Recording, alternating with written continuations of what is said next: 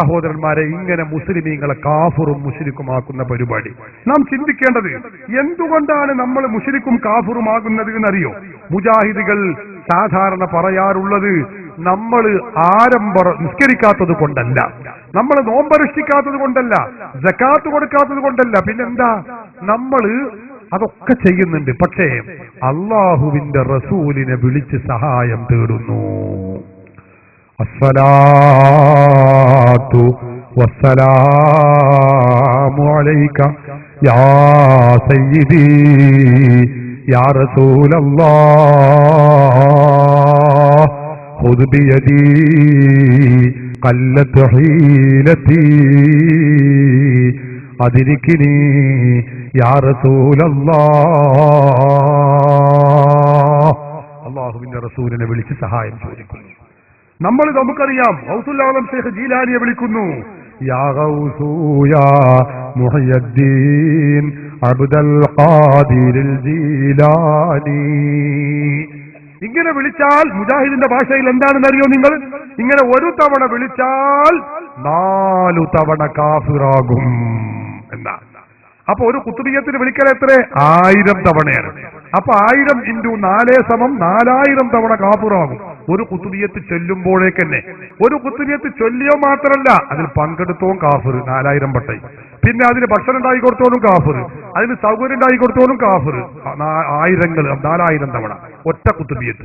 അപ്പൊ എല്ലാ മാസത്തിലും കുത്തുബിയത്ത് ചെല്ലുന്നവരോ പടച്ചോനെ, ഓലൊക്കെ കാഫിർ. മുജാഹിദിന്റെ കയ്യിലുള്ള കാൽക്കുലേറ്ററിൽ കൊള്ളൂല, അതിനകത്ര തവണ കാഫിർ ആയിട്ടുണ്ടോ നോക്കുന്നത്. എന്താ കാരണം? ആരംഭ റസൂലിനെ നമ്മൾ വിളിക്കുന്നു, മഹാത്മാക്കളെ വിളിച്ച് സഹായം ചോദിക്കുന്നു. ഇതാണ് ഇതിന് കാരണം. ഞാൻ എന്റെ പ്രമാണങ്ങളിലേക്കൊന്നും കടക്കുന്നില്ല. ഒരു കാര്യം നമ്മൾ ചിന്തിക്കണം.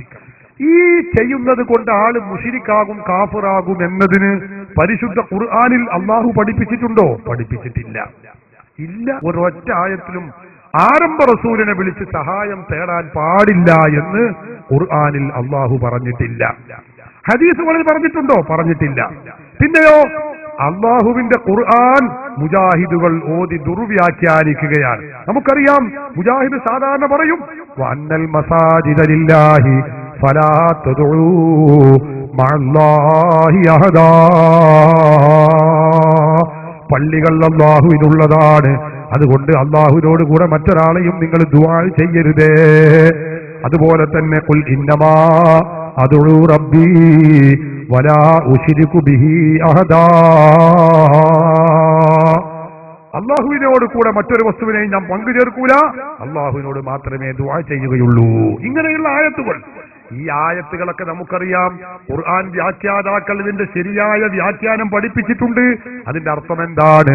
വഅന്നൽ മസാജിദ ലില്ലാഹി ഫലാ തദ്ഉ മഅല്ലാഹി അഹദാ ഐ ഫലാ തഅബുദു. അല്ലാഹു അല്ലാത്തവർക്ക് ഇബാദത്ത് എടുക്കരുത്, ആരാധിക്കരുത്. അല്ലാഹു അല്ലാത്തവർക്ക് ആരാധിക്കാൻ പാടില്ല. ഈ വിഷയത്തിൽ ഏത് സുന്നിക്കാ തർക്കമുള്ളത്? ഞങ്ങൾ എല്ലാവരും ഉറച്ചു വിശ്വസിക്കുന്നു, അല്ലാഹുവിന് മാത്രമേ ആരാധിക്കാവൂ, അല്ലാഹു അല്ലാത്തവർക്ക് ഇബാദത്ത് ചെയ്യാനേ പാടില്ല. ഉറപ്പാണ്. അത് തന്നെയാണ്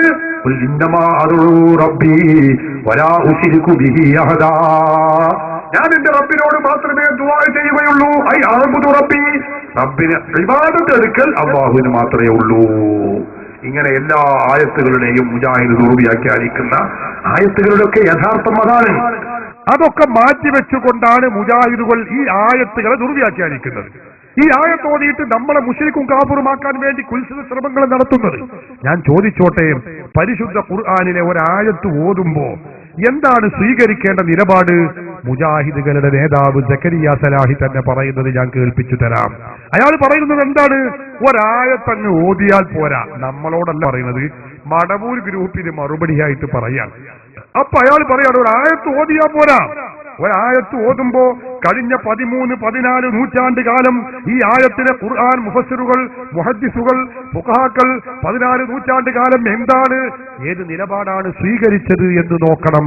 എന്നിട്ടാണ് ആയത്തിന് അർത്ഥം വെക്കേണ്ടത്. ആരാ പറയുന്നത്?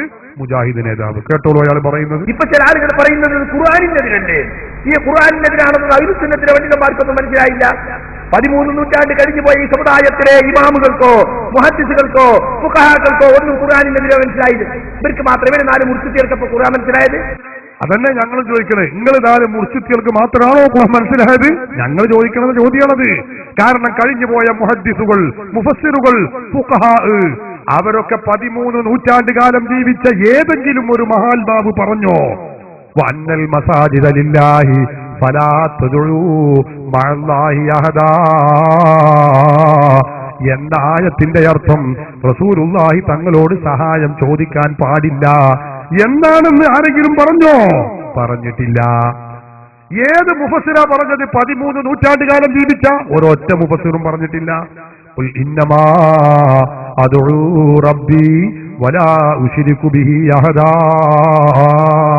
പറഞ്ഞോ ഏതെങ്കിലും ഒരു മുഫസ്സിർ ഇതിനർത്ഥം റസൂലുള്ളാഹിനെ വിളിക്കാൻ പാടില്ല, മുഹയ്യിദ്ദീൻ ശേഖരെ വിളിക്കാൻ പാടില്ല, ബദരീങ്ങളെ വിളിക്കാൻ പാടില്ല എന്നാണെന്ന്? പറഞ്ഞിട്ടില്ല. ഒരൊറ്റയാളും പറഞ്ഞിട്ടില്ല. ഞാൻ പറയല്ല, നിങ്ങൾ ചിന്തിക്കണം. 13 നൂറ്റാണ്ടിന്റെ പാരമ്പര്യം, ആ പാരമ്പര്യം പരതരമെന്ന് സക്കരിയ സലാഹി തന്നെ പറയുന്നു. കഴിഞ്ഞില്ല, അയാൾ എന്നെ പറയുന്നത് കേട്ടോളൂ. അഹ്ലുസുന്നത്തിന്റെ ഉലമാക്കൾ ഈ വിഷയത്തിൽ സ്വീകരിച്ച നിലപാടേതോ അതിൽ ഞങ്ങൾ ഉറച്ചു നിൽക്കുമെന്ന് പറയാൻ നിങ്ങൾക്ക് ധൈര്യമുണ്ടോ? ധൈര്യമുണ്ടോ? ഞങ്ങൾ ചോദിക്കുന്നതാണ്.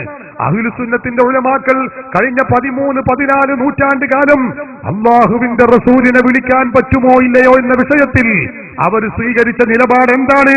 അതിൽ ഉറച്ചു നിൽക്കാൻ കേരളത്തിലെ മുജാഹിദുകളിലെ 2 ഗ്രൂപ്പോടും ഞങ്ങൾ ആവശ്യപ്പെടുകയാണ്. തയ്യാറുണ്ടോ? നിങ്ങൾക്ക് കഴിയുമോ? കഴിയില്ല. ഇത് സക്കരിയ സലാഹിയുടെ ചോദ്യം, എന്റെ ചോദ്യമല്ല. ഞങ്ങളും പറയുന്നത് അവർ പറഞ്ഞിരുന്നതാ. ഈ വിഷയത്തിൽ 14 നൂറ്റാണ്ട് കാലത്തെ മുസ്ലിം പാരമ്പര്യം അഹ്ലുസുന്നത്തിന്റെ ഉലമാക്കൾ എന്തു നിലപാട് സ്വീകരിച്ചു എന്ന് നോക്കണം. അഹ്ലുസുന്നത്തിന്റെ ഉലമാക്കളെ നിലപാട് എന്താണ്? സഹാബത്ത് മുതൽ താബിഉകൾ മുതൽ തബഉ താബിഉകൾ മുതൽ 13 നൂറ്റാണ്ട് കാലം മുജാഹിദ് പ്രസ്ഥാനം കേരളത്തിൽ ഉണ്ടാകുന്നത് വരേക്കുമുള്ള മുസ്ലിമീങ്ങളുടെ പാരമ്പര്യം എടുത്തു പരതിയാൽ റസൂലുള്ളാഹിനെ വിളിച്ച് സഹായം ചോദിക്കാൻ പാടില്ല എന്ന് പറഞ്ഞ ഒരു പണ്ഡിതനെ കാണാൻ കഴിയില്ല. എന്നല്ല, ലോകത്ത് കഴിഞ്ഞു പോയ പണ്ഡിത മഹത്തുക്കൾ മുഴുക്കയും ആരംഭ റസൂലിനെ വിളിച്ച് സഹായം ചോദിച്ചവരാണ്, ശഫാഅത്ത് തേടിയവരാണ്, തവസ്സുൽ ചെയ്തവരാണ്, അത് ചെയ്യാൻ വേണ്ടി നിർദ്ദേശിച്ചവരാണ്. അത് ശിർക്കാണ്, കുഫ്റാണെന്ന് പറഞ്ഞ ഒരൊറ്റ പണ്ഡിതനെ കാണാൻ കഴിയില്ല.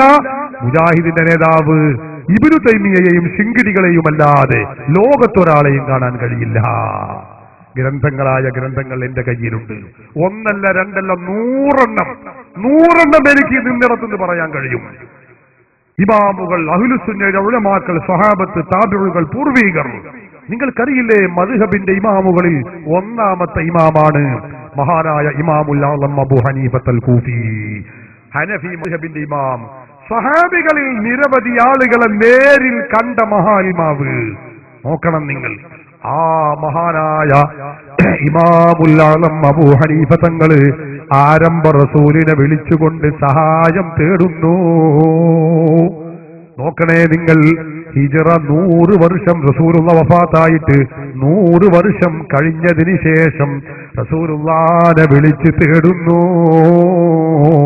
യാ സയ്യിദ സാദാതി ജിതുക ഖാസിദാ അർജൂ റിളാക വ അഹ്തമി ബിഹിമാക. നേതാക്കളുടെ നേതാവായ നബിയേ, ഞാനിതാ അങ്ങയുടെ അരികിൽ വന്നിരിക്കുന്നു നബിയേ. ഞാൻ അങ്ങയുടെ പൊരുത്തം കാക്ഷിക്കുന്നു നബിയേ. എനിക്ക് അങ്ങയുടെ സംരക്ഷണം ഉണ്ടായിരിക്കണേ നബിയേ.